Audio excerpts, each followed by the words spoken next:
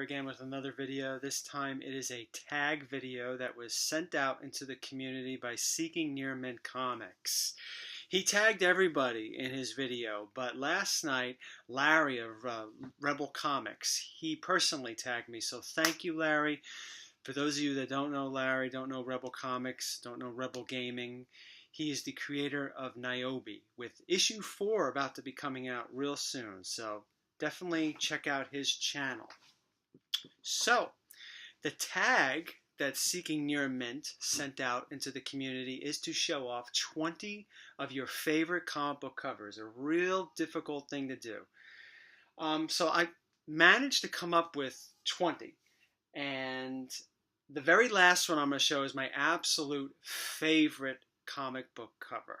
The others are all out of sequence, but also for this tag, you're supposed to tag 4 others. I believe you're supposed to tag 4 others. So I'm going to tag Jimmy C, White Nova Comics, Batcave Comics 83, and Her Collects Comics. I would love to see your top 20 favorite, well, maybe not necessarily top 20, but some of your favorite covers. I recently saw a video by Kyle Rowe where he did 10 comic book covers and he did 10 vinyl records. So mix and match. Jimmy C, I know he collects original art. So maybe you want to mix some of that in there. Do whatever. I would love to see what you guys have to show and offer. Okay, let's get this started. Like I said, this is out of sequence except for the very last book I'm about to, that I will show. That is my absolute favorite comic book cover by my favorite artists. For those of you that watch my videos that know a little bit about me, you pretty much can figure out what the last book is. But for those of you that don't, stay tuned. All right, I'm going to show a few slabs first because they're going to get the most glare. The actual Mylars won't get as much. X-Men #2. I'm going into Kyle Waka territory with an X-Men title. I love this book. I was always fascinated. I'm sorry for the glare again. It's at night when I'm filming this and the lighting isn't so great. But I've always been fascinated with this cover. With the White House background, the red and the yellow. I always saw Jack Kirby cover. I've always loved this cover ever since I started collecting comics. And I was always interested in finding out who exactly the Vanisher was. Not a real popular X-Men villain. I think he pretty much faded into obscurity, only showing up a few more times throughout the 60s run and later years. So that's a cover that I've always loved. For those that watched another one of my recent videos, I showcased this video. I talked about this in detail. This is House of Secrets 92, the first appearance of Swamp Thing, a cover by none other than Bernie Wrightson. Love this cover so much. Another book that showed up in a video I did recently, Batman 49. This is the first appearance of the Mad Hatter and Vicky Vale. I love this cover. Just, once again, the red background, the yellow, sort of like the X-Men #2. I love the color mixture. You can see here, look at the Joker's hands. Look at the sharp nails he has. It's almost adds a level of creepiness, a certain monster-like quality to that image. I love Alex Ross, so I had to include this. This cover, there was an homage done to it in the Suicide Squad movie. This is Batman Harley Quinn. This is the first time Harley Quinn is introduced in DC continuity. It's not her first appearance, but it's her first appearance in DC continuity. Moving along. See, now I said less glare. How could you not love this cover? This cover has been swiped so many times. Classic Todd McFarlane cover of Wolverine against his old adversary, the Hulk. Beautiful cover. Love this book here. You know, one of the great things about doing this tag videos, you know, you always think, yeah, I like this book, I like that book. And then when you're going into the long boxes or the short boxes or wherever you store your comics, you come across a book and you're like, wow, I forgot about this. How much I really appreciate this cover. I really appreciate this book. And that's one of them. This is one of them. Kamiko Primer #2, first appearance of Grendel. I wouldn't say this isn't completely a super rare book. I think it does have a lower print run. Not a super low print run, but definitely a lower print run.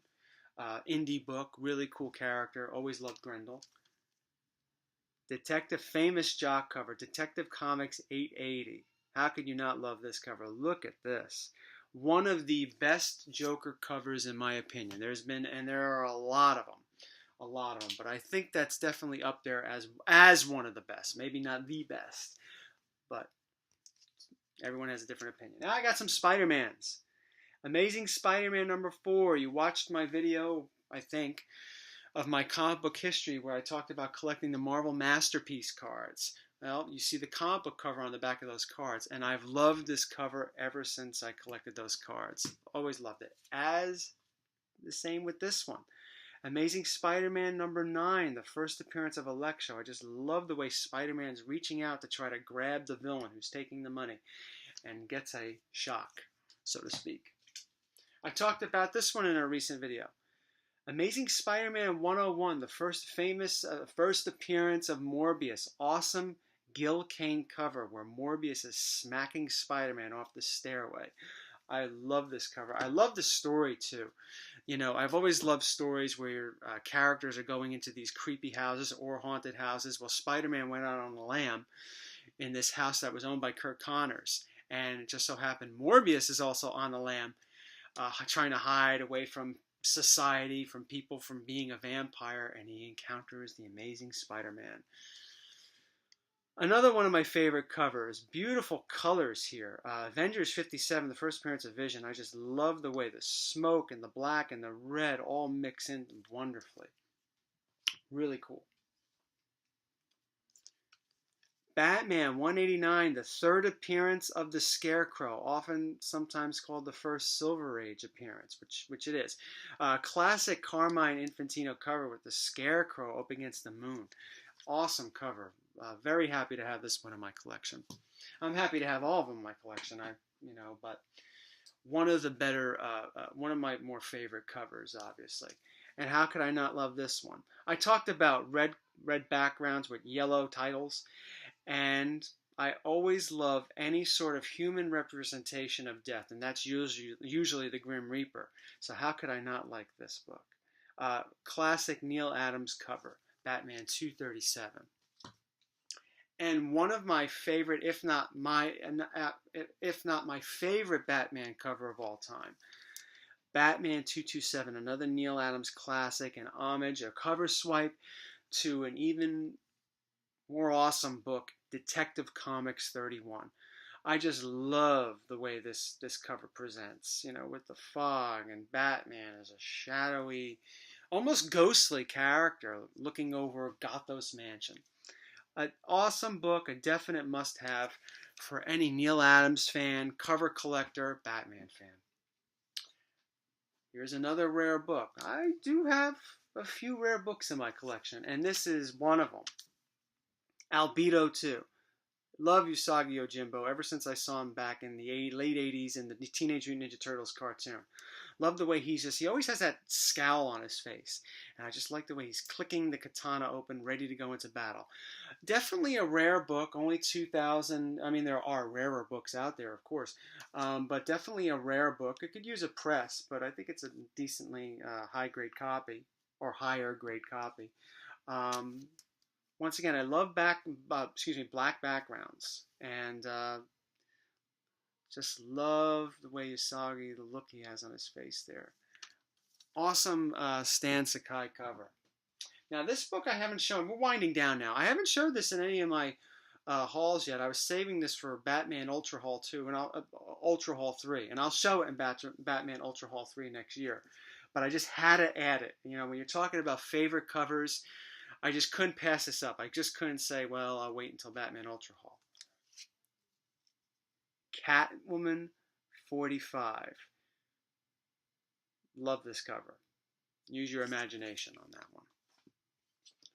X-Men 50. Going back into Kyle Walker territory. He's got an awesome X-Men collection, by the way. Not the first. X-Men Steranko cover. The first time this logo that has been used for decades after, has been used on a cover. Created by Steranko. Love this book. Love this cover.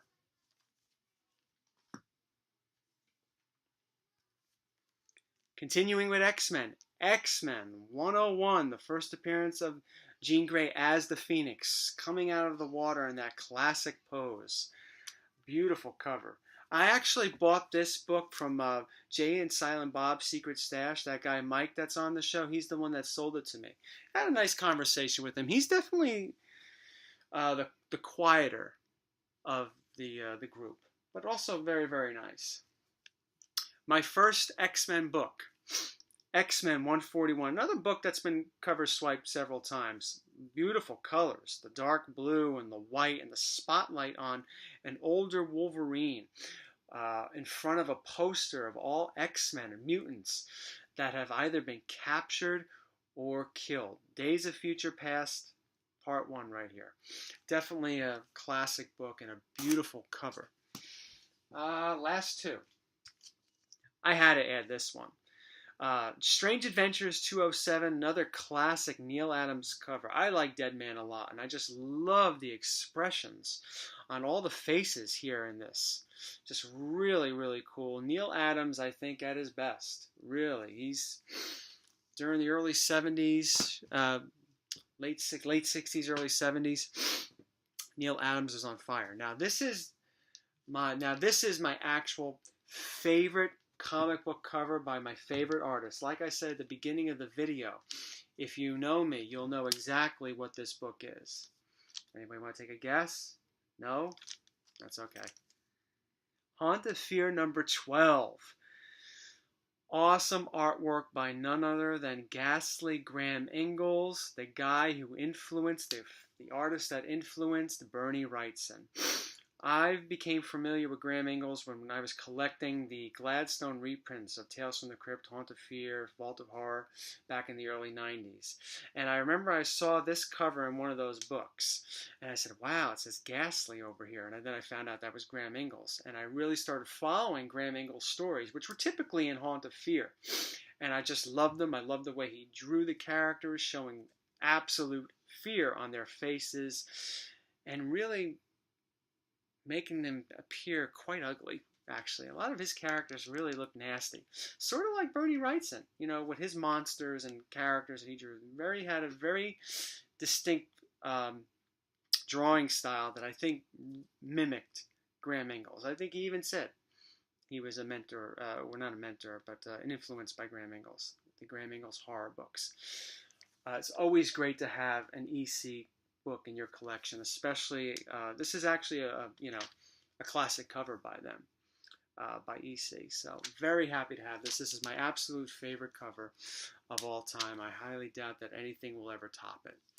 So those are my 20-ish books. I think I went over 20. I was looking through the long box, short boxes, and I said, you know what?